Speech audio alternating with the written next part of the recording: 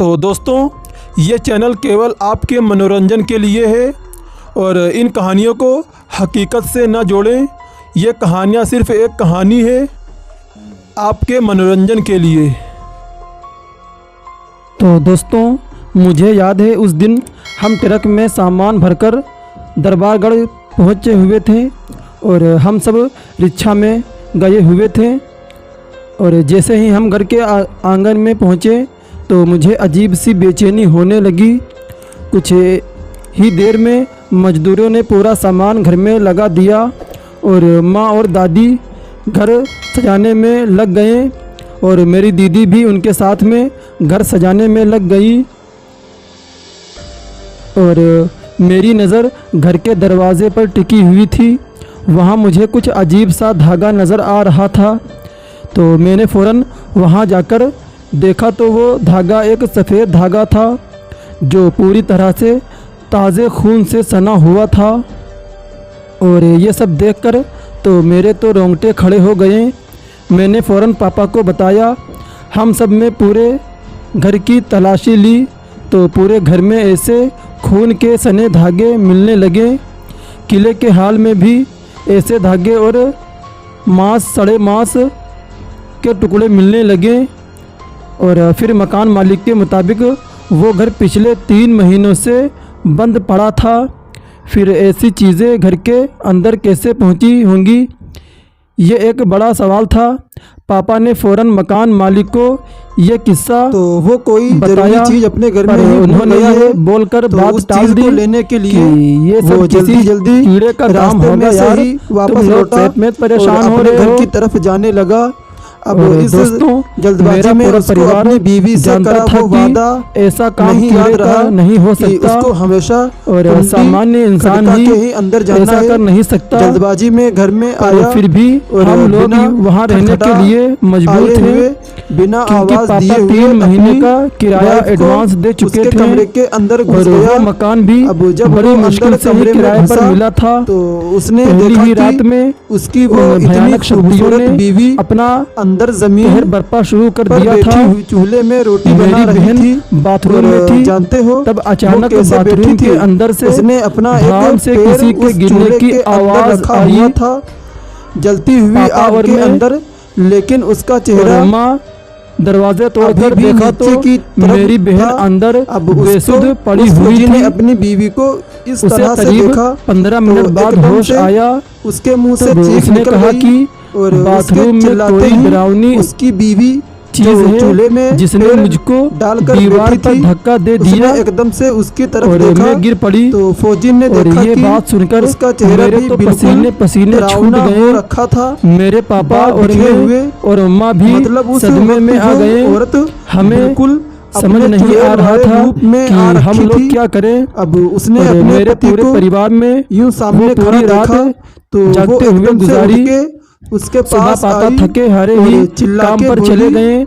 माँ रसोई में खाना पकाने लगी। मैंने कहा था और ना, मैं ब्रश कर रहा बिना था। आवाज किए तभी मेरी नज़र मेरे कमरे घर के की अंदर दीवारों मत पर आना। पड़ी और मैंने देखा कि सभी और फिर दीवारों इतना कह से के खून की उसने उस धाराएं फौजी को निकल एक रही ऐसा थी। जोर का थप्पड़ मेरी मारा, तो चीख ऐसा निकल जोर का गई थप्पड़ मारा और मैंने कि माँ को उसकी गर्दन रसोई में हमेशा जाकर के लिए बताने का टेढ़ी हो फैसला गई। किया। मतलब और जैसे इस ही मैं तरीके किचन से हो में गई दौड़ कि कर गया एक तो साइड मेरे में होश ही उड़ गए हो गई क्योंकि किचन का ऐसा और हाल फिर था। वो चुड़ैल वहां से ऐसा हाल था इतनी तेजी से कि जंगल की गैस तरफ की भागी नली कि निकली कोई हुई उसको थी रोक भी नहीं और पाया। एलपीजी की और बाटली उस में दिन आग के बाद लगी हुई थी। वो औरत फिर और कभी तो अपने और पति के मेरी पास माँ रसोई में वापस नहीं फ्लोर पर आई, ठीक वैसे ही बेहोश लेकिन बेसुध वो पड़ी बच्चे थी जैसे मेरी बहन गाँव बाथरूम में रहते थे अपने पिता बेसुध के पड़ी साथ हुई थी। और उस फौजी को तो मैंने उसने जो तुरंत थप्पड़ सिलेंडर मारा की था, सप्लाई बंद उसकी चोट की, ऐसी थी आग बुझाई कि मरते और मरते माँ दम तक को भी पानी उस फौजी को छिड़क कर गर्दन जगाया। हमेशा यूं माँ ने टेढ़ी कहा रही कि बेटा और उस फौजी इस की घर गर्दन में कभी कोई ठीक ना हो भयानक सकी। बूढ़ा भूत प्रेत तो दोस्तों, घूम रहा कहानी है। कैसी लगी और प्लीज उसी ने कमेंट करके किचन जरूर में बताएं। आकर इसी तरह चिल्लाते की हुए डरावनी मेरे सिर कहानियां पर सुनने के किसी लिए हमारे चैनल को सब्सक्राइब लकड़े करें से वार किया और था। बेल आइकन को भी दबाइए और ताकि मेरी हमारी बहन जो नई मेरी वीडियो माँ अपलोड दोनों हो उस प्रेत सबसे के पहले आप तक वार का शिकार हो चुकी नोटिफिकेशन थी। पहुंच सके। और मुझे अब ये डर सता रहा था कि कहीं वो प्रेत मेरे परिवार से किसी की जान ना ले ले। और मैंने फ़ौरन पापा को घर लौटने को कहा। पापा के आते ही मैंने जिद पकड़ ली कि पापा हम आज ही इस घर को छोड़कर चले जाएंगे, चाहे क्यों ना हो, क्यों ना फुटपाथ पर ही हमको सोना पड़े। रात तक पापा ने बातचीत की और बातचीत करने के बाद हमने फैसला लिया कि दूसरे दिन सुबह में हम 3 महीने का किराया छोड़कर यहाँ से चले जाएंगे, क्योंकि इस हादसे के बाद से हम लोगों की ऐसी हालत हो गई थी कि हम लोग कुछ समझ ही नहीं पा रहे थे। तभी हम लोगों ने फैसला किया कि हम लोग ये मकान छोड़कर चले जाएंगे। शायद वही हमारी सबसे बड़ी गलती थी। हम उस रात वहाँ से निकल जाना चाहिए था। उस रात करीब 3 बजे मुझे किसी के कराहने की और रोने की आवाज़ आने लगी। मैं चौंक सा गया और उठकर देखा तो मेरे पापा एकदम से रो रहे थे और उसकी सांसें फूल चुकी थीं। मैंने माँ को और दीदी को तुरंत उठाया। पापा कुछ बोल ही नहीं पा रहे थे। बराबर दीवार की ओर पापा देख रहे थे और फटी हुई आंखों से इशारे भी किए जा रहे थे।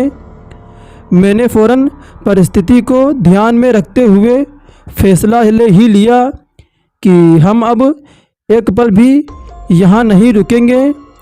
माँ को बोला कि अलमारी से गहने और पैसे लेकर दीदी को साथ लेकर अभी घर के बाहर निकल जाओ।